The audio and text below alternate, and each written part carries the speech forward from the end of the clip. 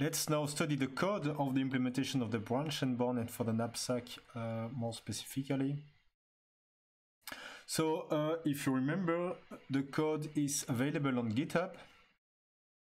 Okay, and okay, this is the code of the project.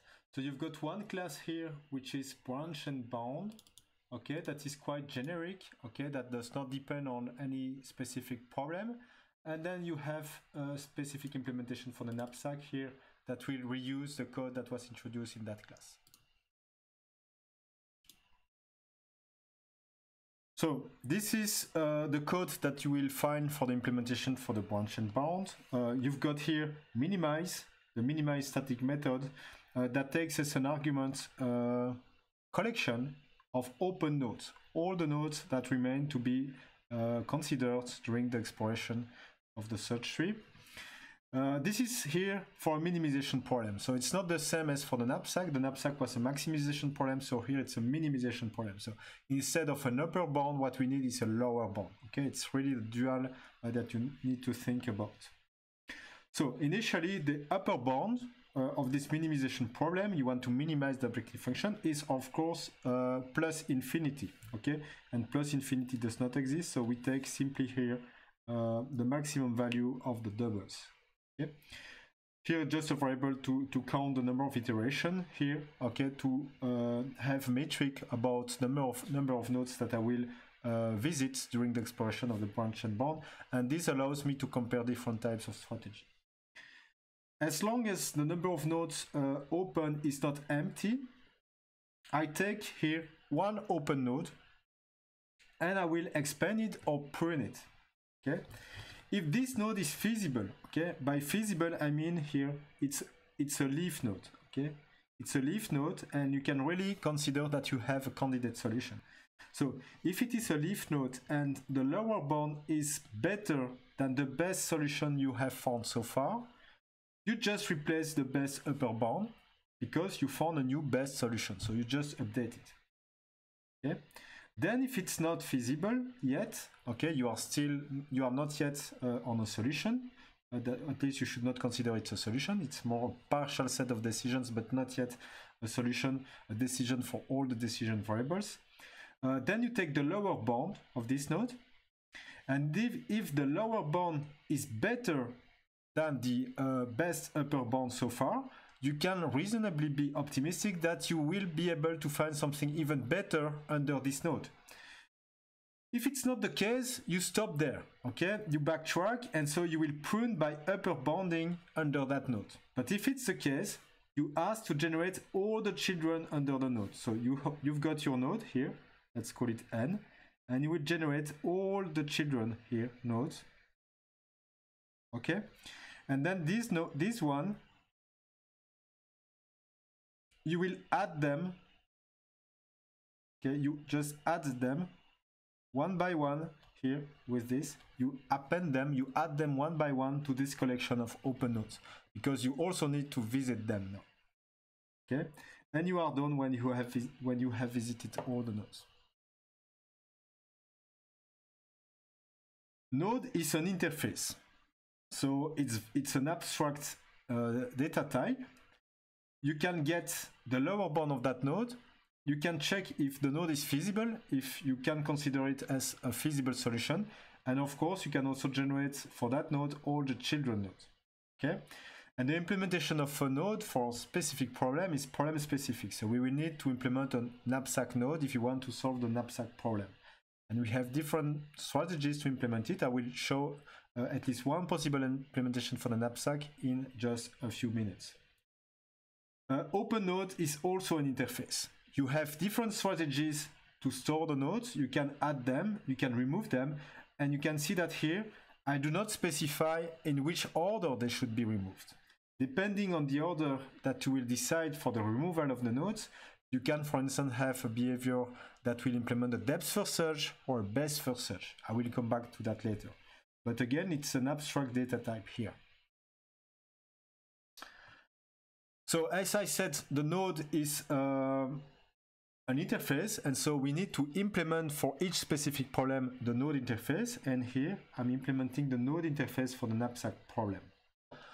What I will store as instance variable inside my node are the values and the weights. Okay, these are the two vectors or the two arrays that I have here, the value and the weights. This is the amount of selected value, okay, that I have already packed in my knapsack. This is a capacity left in my node. This is the index, so I will have an index here, okay, to show me, okay, you are already here, and so you have already considered the level 0, then the level 1, okay, and now you are here at the level, for instance, the level 2. Okay, this will be index. It means that I'm considering this item in this specific node. Okay, this is what I mean by index.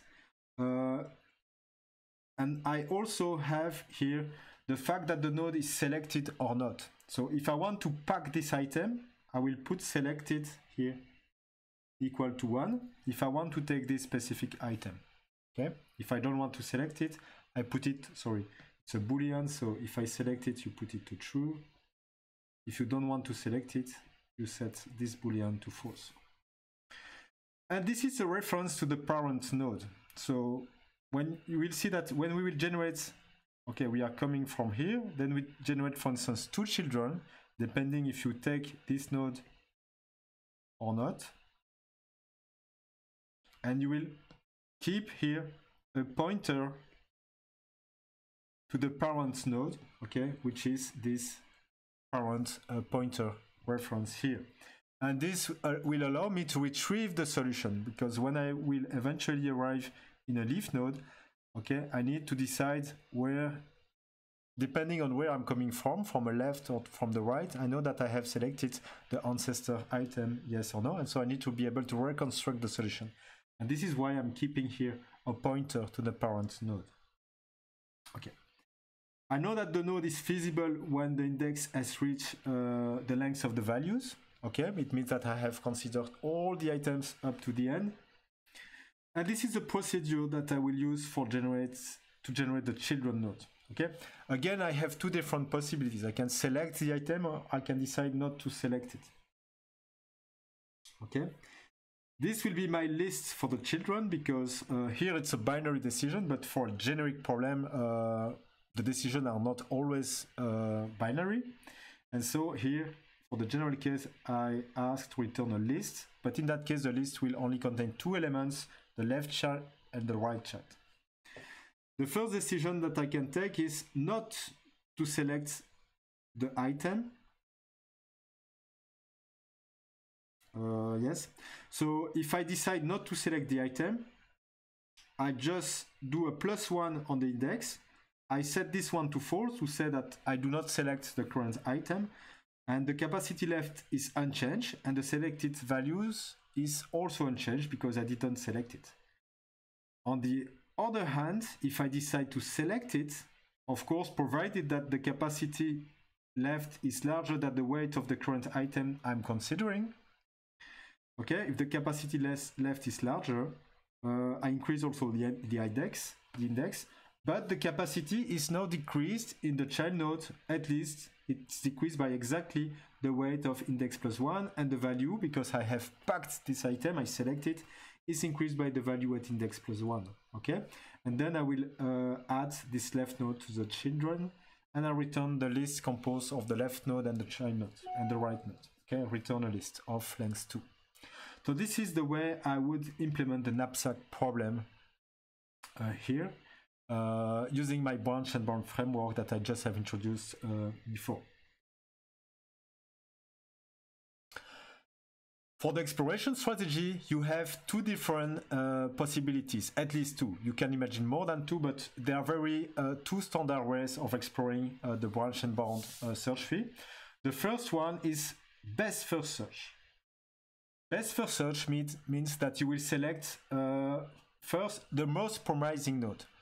For instance, in the knapsack problem, you can consider all the upper bounds, and you will select the one with the larger upper bound and will expand first that node. It means that to store the open nodes, you will use something like a heap, a priority queue.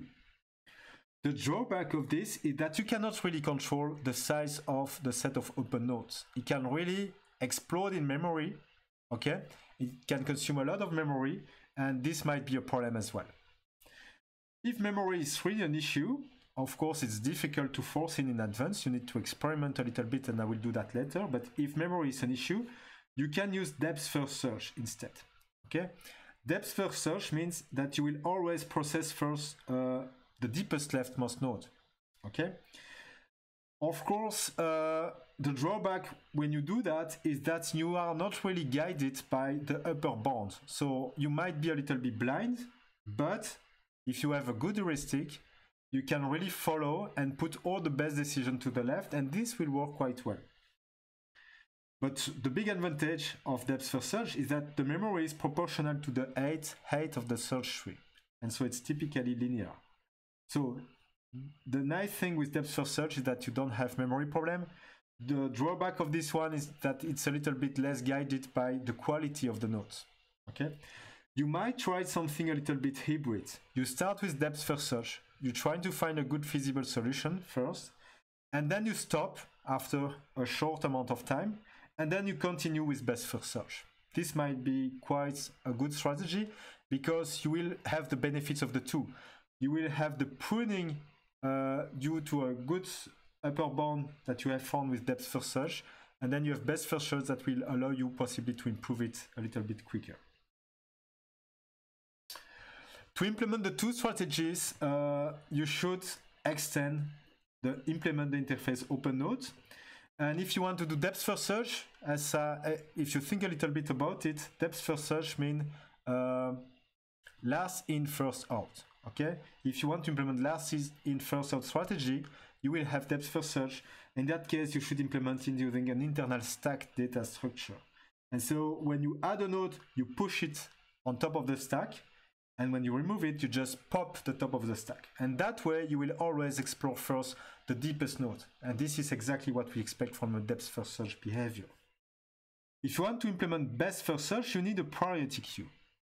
And for the priority queue, I need a comparator, of course, in Java to implement that. I will base my priority based on the lower bound, and I will always put a higher priority to the nodes with a better lower bound.